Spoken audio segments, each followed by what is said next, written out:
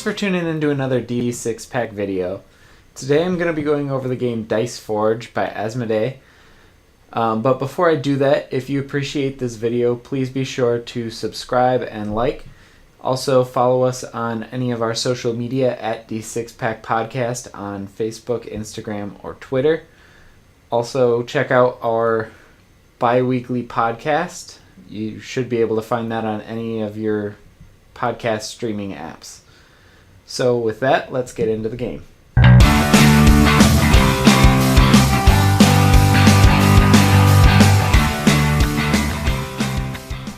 Okay, so for setup to this game, I've kind of skipped over most of it. This is the complete setup.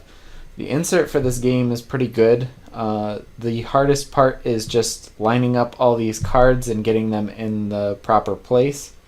However, there are small numbers in the bottom right-hand corner. Well, I guess it depends on where you're putting them. The corner that matches up with these price symbols, I guess. So these are the setup cards for the base game. There are some cards that can be switched out once you've played a couple of times, but tonight Adrian and I will be playing this setup. And then for the market, it's pretty much already set. You just pull this insert out of a sleeve and it's ready to go. For a 4-player game, this is all you would do. For a 2-player, only 2 of these will each be available. I'm just going to leave them here and say once 2 of them are bought, that's the limit. Then each player will get a resource tray and 5 cubes of their color, as well as a sun and a moon die, which have predetermined low values on them. And then their respective pawns will go in the middle, and the round marker will go onto the track based on the number of players. So that's it for setup. Then as far as gameplay, this game is played over rounds. So for a 2 or 4 player game, you are going to play 9 rounds. The main difference with a 2-player game is that you won't have as many other people taking turns in order for you to get resources. So at the beginning of each round, all players will roll their dice twice and collect whatever resources are shown on those faces. However, at the beginning of the game, there is a little bit of starting gold, which is determined based on player order, with the first player getting the most amount of money so that they'll be able to actually buy something on their turn, whereas the last player has a couple of turns in order to collect resources before they're required to spend anything. So, on a player turn, there are a couple of steps that you have to follow. The first step is to roll your player dice and then collect whatever resources are shown on the die faces. So in this case, you would collect 2 gold. All players are going to do this on every player's turn. Next, you have the ability to use some of your cards which have recurring abilities, which is shown by a little cog symbol in the upper left-hand corner. You then have the opportunity to take one of 2 actions. So either you can purchase new cards, which is the cost shown in the corner here, or you can purchase upgrades to your dice from the market, and that is going to cost gold based on what type of piece you're buying. If you're buying an upgrade, you will pop off one of the faces of your die and replace it with whatever you're trying to purchase. You can choose any face of the die you want, and that's it for that. If you choose to purchase a card, you would need to move your figure to whatever space that is.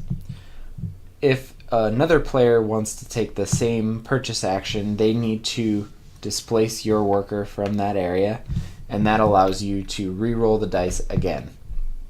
I won't get into the specifics of what each of these cards do. If you are interested in seeing that, check out our Twitch stream tonight, Tuesday, March 19th at 8 p.m. Eastern Daylight Time. And we will kind of explain the cards as we purchase them. So then you have the opportunity to pay 2 Sun Shards in order to take a second turn if you choose to. With that, you are done with your turn and it goes to the next player. Let me get into the anatomy of some of these cards a little bit. So in the upper left-hand corner, there is a value surrounded in green, which is going to be the amount of points that you will get for purchasing that card. Then there is a little symbol which tells you what type of card that is. The little tornado, I believe, means that it's an immediate effect and it'll only happen once. There's also a gear, which I kind of already mentioned, is something that you can use on every turn at the beginning or after you've rolled. The game continues like that until all 9 rounds have been played, and then at that point the player with the most points is the winner. With that, let me turn the camera back around and I will give you some final thoughts on the game.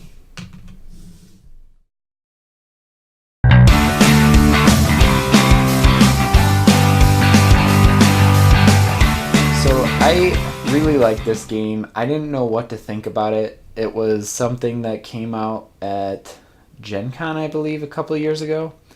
And the concept was really neat. Being able to craft your die was kind of something that wasn't really heard of. You had like dice pool builders, but actually crafting the die itself was a pretty innovative idea. The only, I don't know if it's necessarily even a complaint that I have with this game, is that it doesn't necessarily feel like a game in itself. It kind of feels more like a mechanic to a larger game.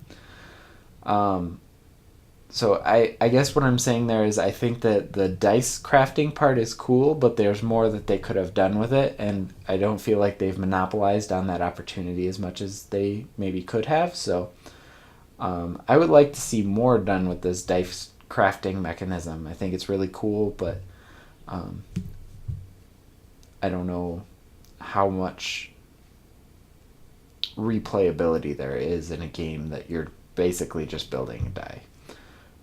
But it was interesting enough and unique enough that Adrian and I decided to purchase it, and we've enjoyed playing it a few times now. So with that, that is going to wrap up this video. Please check us out on Twitch tonight at 8 p.m. Eastern Daylight Time, and thanks for watching. Bye.